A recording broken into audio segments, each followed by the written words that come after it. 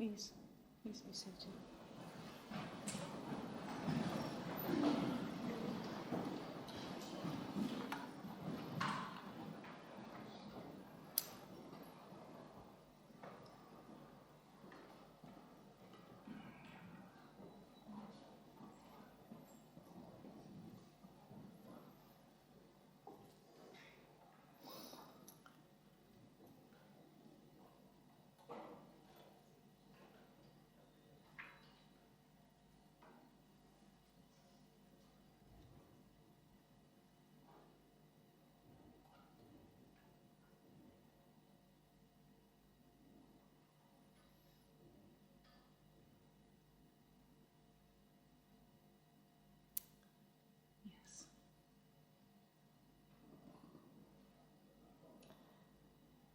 I must confess, there's a certain amount of excitement has come upon me at seeing. A certain amount of excitement has come upon me of seeing so many people that I know so well, haven't seen for a long time, and I know that there's a great Are you hearing me? Okay, John. A great diversity of backgrounds, both here and those people who are joining on the live stream who will be able to watch this now, hello, and also later, afterwards. And I encourage you, as I was once encouraged, to come here as you would to somebody else's wedding. You participate wholeheartedly, and at the end, you don't end up married. And also, you will not end up a Buddhist, because that's not possible to make somebody a Buddhist. So just participate wholeheartedly. It is a traditional, somewhat mixed and matched Buddhist ceremony for this occasion. And there'll be one eulogy here by Karen. And then at the reception, a couple of people, maybe three people I've already asked if they would say a few words. You'll be timed to the, no. Just be kind to everybody and not go on too long. And then anybody else who, wishes to speak, much like a Quaker meeting, do so. So when we get there to the reception, which starts at 10:30, or you can get there before, just think what you might want to say.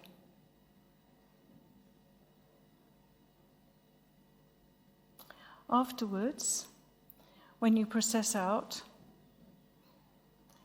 there will be some booklets, I suppose you could call them booklets, written by Reverend Master Mock again, a memory. What do we call it, Reverend? In memoriam. I get my words mixed up. In memoriam, which you are welcome to take a copy. You're welcome to take a copy of the Order of Service. And also, there is a guest book, which I invite you to write your name and affiliation, and anything else that you would like to write, a comment, a blessing, whatever you like. Let me just pause a moment.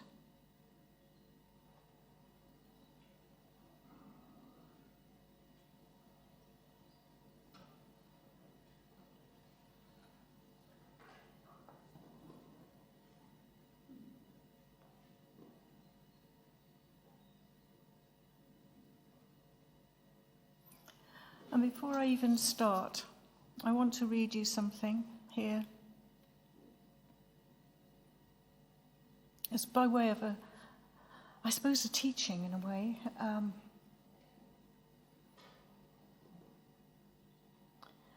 Let us not pity or grieve or imagine a loss or pine for the past or worry about the hole in our lives that loss brings. or indeed have ideas about what happens when the life goes out of us or the life goes out of our nearest and dearest. Grief arises, grief passes, the sense of loss arises, it passes.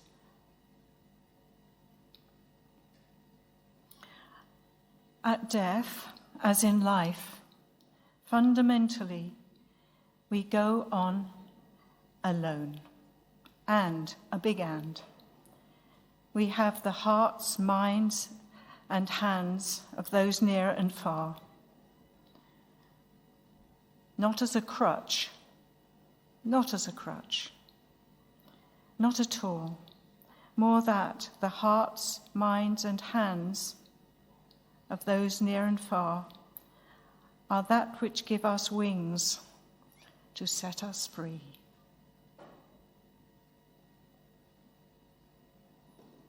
Now the dedication. And isn't that a lovely picture of Reverend Master Saidō standing in front of the altar, the very colourful altar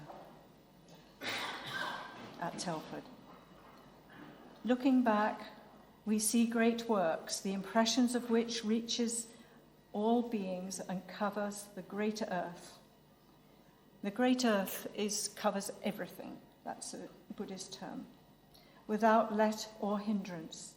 This priest's existence was excellent, surpassing even the foundations laid down by the Buddhas and ancestors.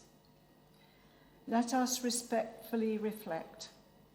The Buddha Ho-Un Dharma Cloud, Saidō, the great priest, possessed wisdom like the full moon, which illumined the waters of life. His compassion, great compassion, responded to calls from the 10 directions. That means everywhere. We cannot see his face now, but his good works persist. We're all gathered here to recall this.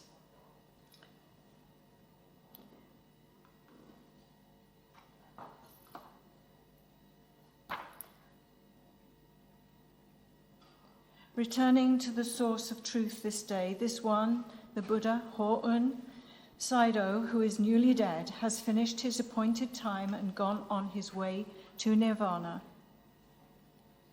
Let us recite together the names of the 10 Buddhas for his benefit.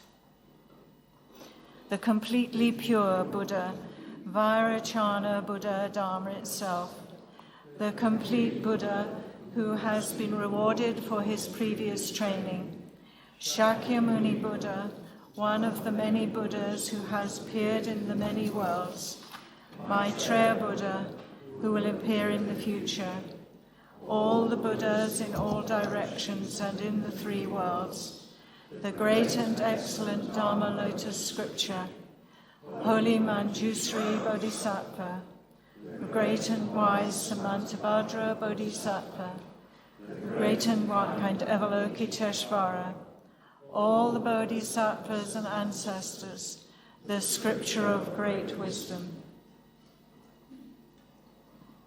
The scripture of great wisdom.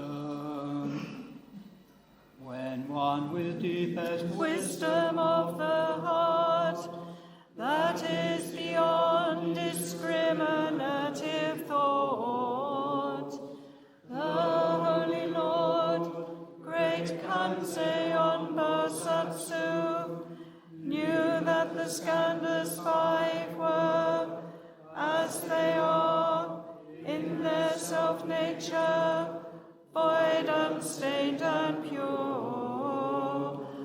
O Shariputra, form is only pure, pure is all form. There is then nothing more than this. For what is form is pure, and what is pure is form. The same is also true of all sensation,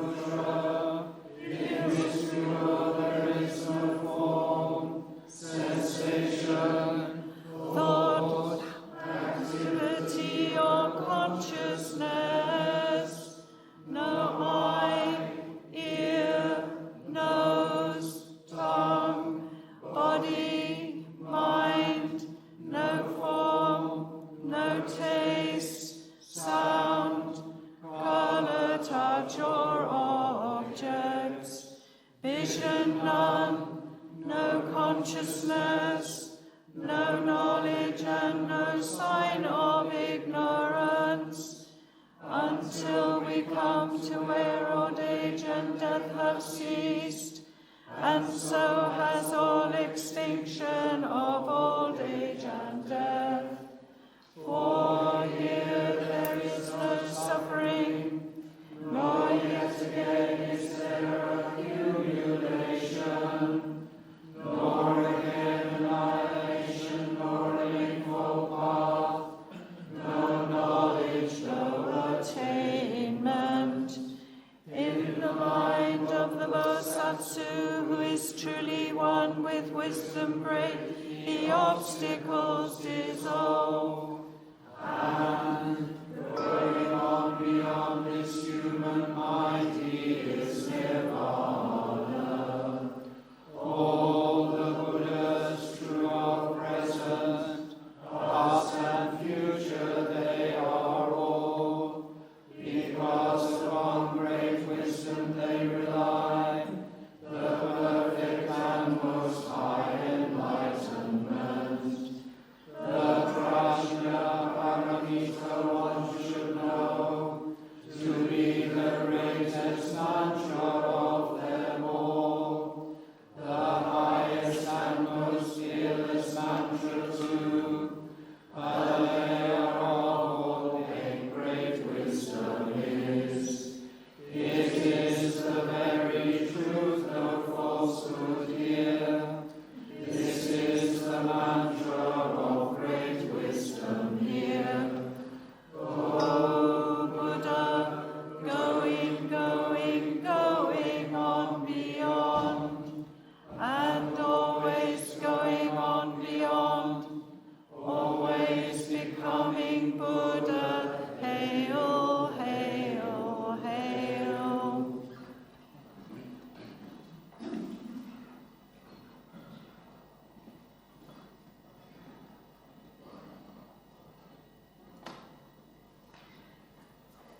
The pure mirror of wisdom shares its light with you, and the true wind covers you with the colored halo, so that now you are enlightened in the garden of the Bodhisattvas, where you work in the waveless sea.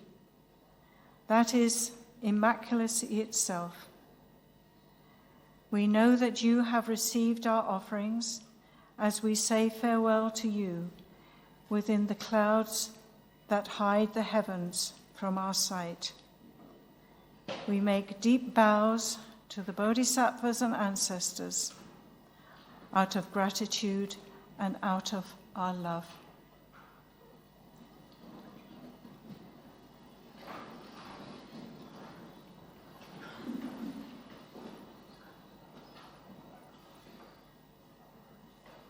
Homage to all the Buddhas in all worlds. Homage to all the Bodhisattvas in all worlds. Homage to the scripture of great wisdom.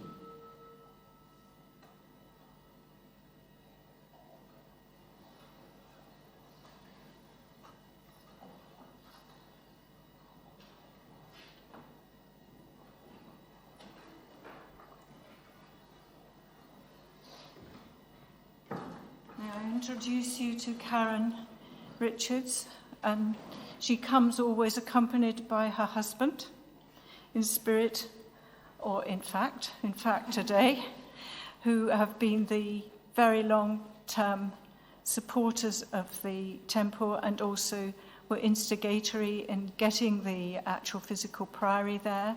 The first monk, Reverend Alexander, Reverend Master Alexander, and now the late Reverend Master Saidō.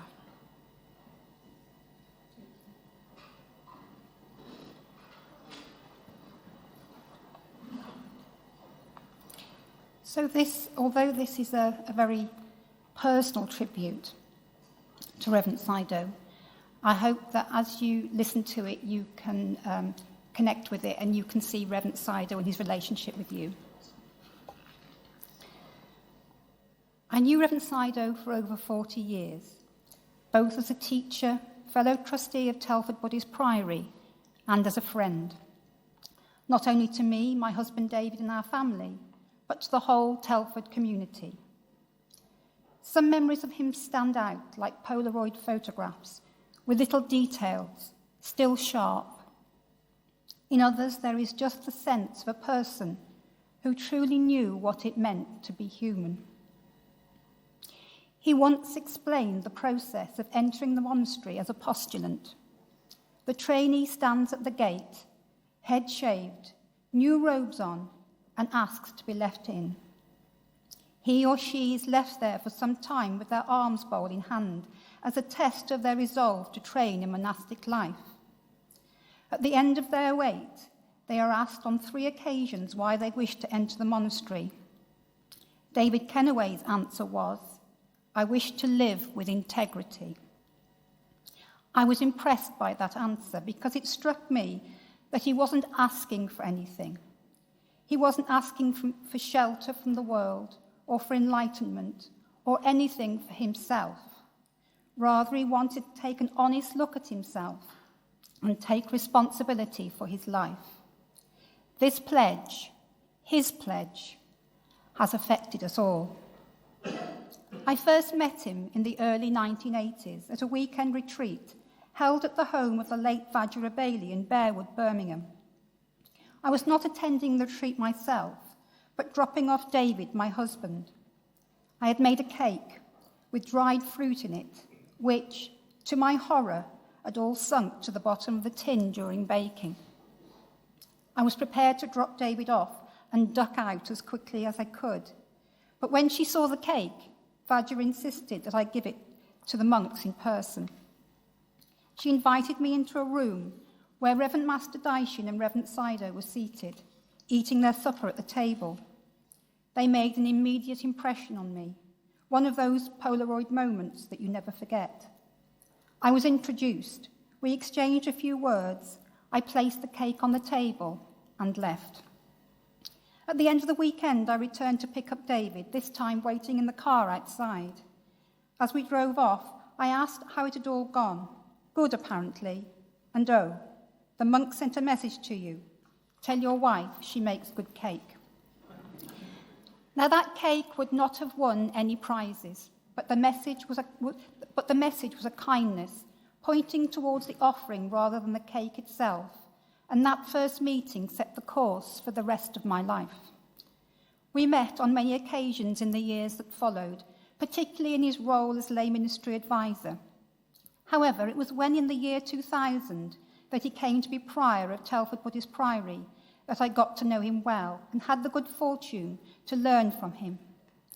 He had chosen Telford in part because it was centrally situated to the places he needed to get to continue his work for Angulimala, the Buddhist British Prison Chaplaincy Organisation, and for his work for the network of Buddhist organisations, as well as his work as the Order's European advisor.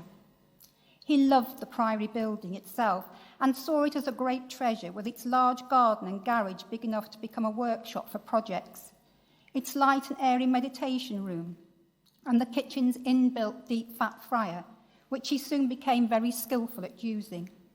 So he introduced a chips and chat evening into the schedule. Those chips were very, very good. Alongside the usual schedule, Reverend Saidō introduced Sangha walks, days out, gardening days and canal trips. These events brought our community together so that we weren't merely ships that passed on a meditation night, but true Dharma friends, and we thrived on it. He liked to do things a bit differently, just enough to point beyond the outward form, and would often comment, "I'm probably a heretic," and chuckle to himself. For instance, he liked the altar to be full and burgeoning, more in the Malay style than the Japanese Zen, which is much simpler. And he didn't care to be called a master, though he surely was a master. He rarely gave formal talks. Rather, his practice was to teach by example and by bringing the Dharma into group conversations.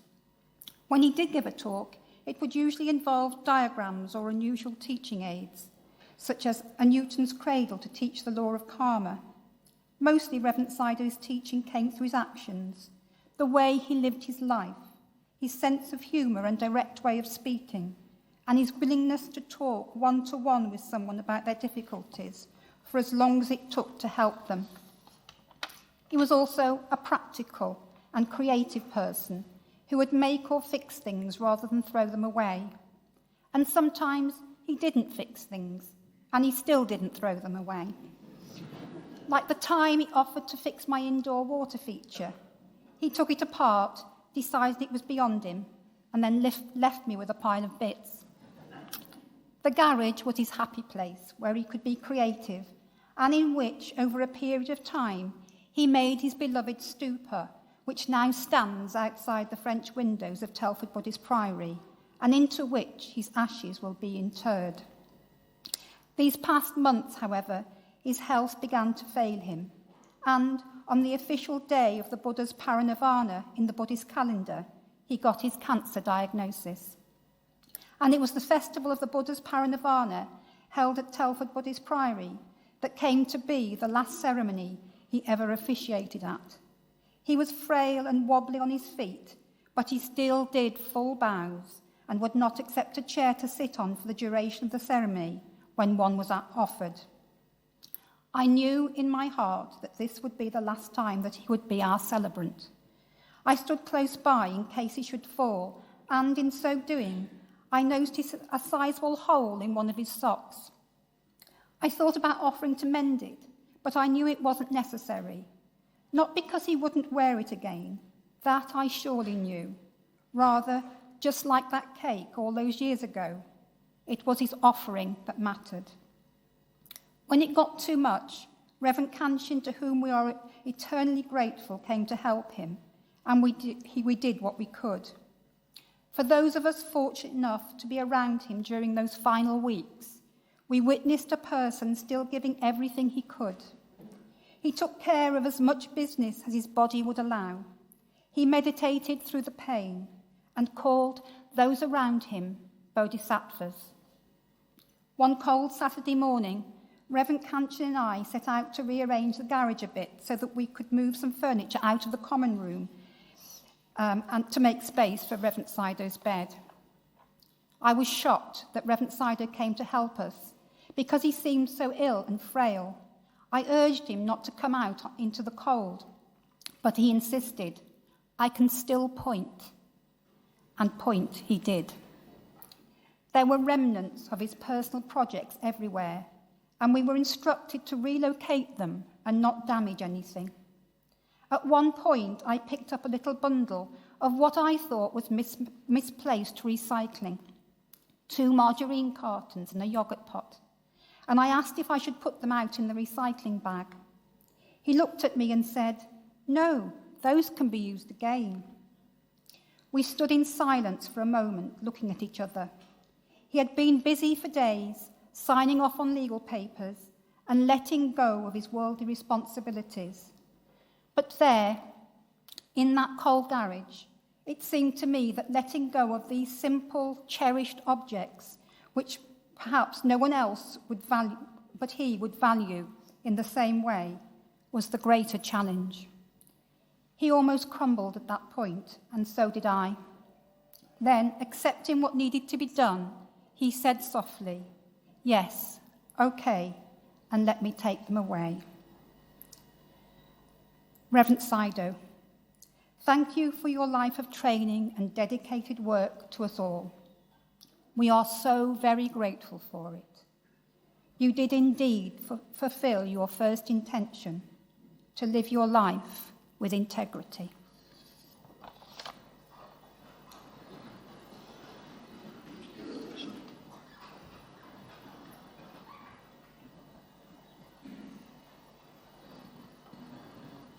We'll now sing the litany of the Great Compassionate One, for his benefit and all our benefits. And it's about compassion and our deepest wish. The litany of the Great Compassionate One. Adoration to the triple treasure. Adoration to Pantheon, who is the great compassionate one. Home to the one who leads beyond all fear. Having adored him, may I enter into the heart of the noble lad of Pantheon. His life is the completion of meaning. It is pure. It is that which makes all beings victorious and cleanses the path of all existence. Oh, thou seer, world transcending one, oh, hail to the great Bodhisattva. All is defilement of earth. Do the work within my heart. Oh, great victor, I hold on. To the Creator I cry. Move my defilement, free one. Come, here where the joy springs up in me. Speak, give me direction. Awakened, I have awakened. O merciful one, compassionate one, of daring ones the most joyous hail. Thou art all successful, hail. Thou art the great successful one, hail. Thou hast attained mastery in the discipline, hail. Thou hast the weapon within thine hand, hail. Thou hast the wheel within thine hand, hail. Thou who hast the lotus, hail. Hail to thee who art the root of eternity. Hail to thee who art all compassion, hail. Adoration to the triple treasure, hail. Give ear unto this my prayer, hail. We wish to give the merit received from the recitation of these scriptures and the making of this ceremony to the Buddha Horn Saidō. By so doing, we wish that we may glorify his way. Homage to all the Buddhas in all worlds. Homage to all the Bodhisattvas in all worlds. Homage to the scripture of great wisdom.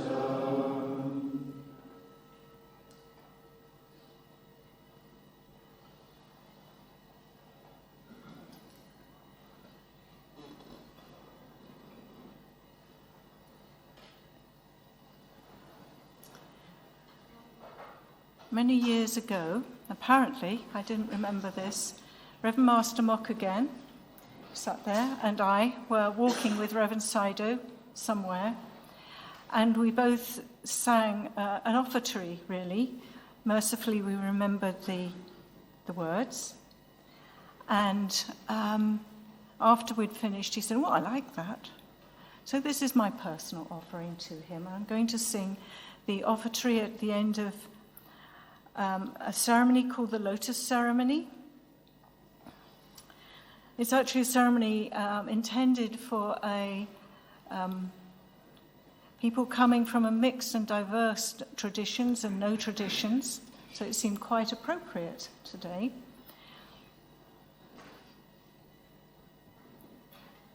And we'll do 3 homages at the end of it, by the way. We wish that we may meet the end of life without impediments, and that the great and holy ones may come from afar to receive us. May the holy water held by Avalokiteshvara be sprinkled upon our heads, and the golden platform of Mahastama Pravda be set beneath our feet. May we leave this world and its 5 kinds of pollution in the twinkling of a second, and in a flash reach the sea of the lotuses. After our lotuses have bloomed, we shall fully see the kind honored one, and in person listen to and hear his voice clearly. Having heard him, we shall rest in peace beyond rebirth. This is our true belief. Without abandoning this holy place, we may, if it so be his wish, re-enter the world of men, thereafter being well versed in those expediencies to enlighten sentient beings, and adroitly to convert all covert earthly toils to Buddhist service. These are our sincere wishes and, of course, known to Buddha. Because of our sincerity of purpose, they will finally be realized in the future. Wholeheartedly we honor the one who preached the truth, Shakyamuni Tathagata, together with his thousands and millions of Nirmanakayas, and all Buddhas throughout the Dharma worlds. Homage to all the Buddhas in all worlds. Homage to all the Bodhisattvas in all worlds.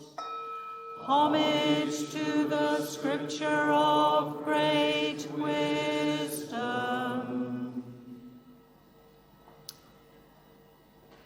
So that marks the end of our ceremony today.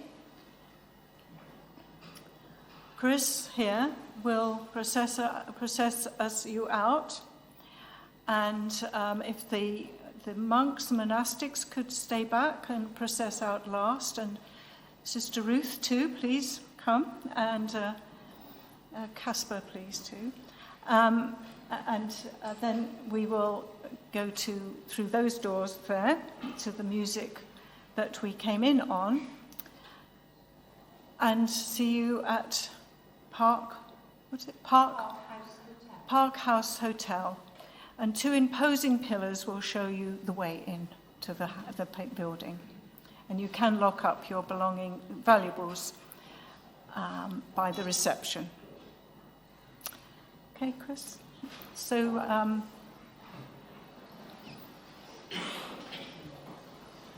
Chris?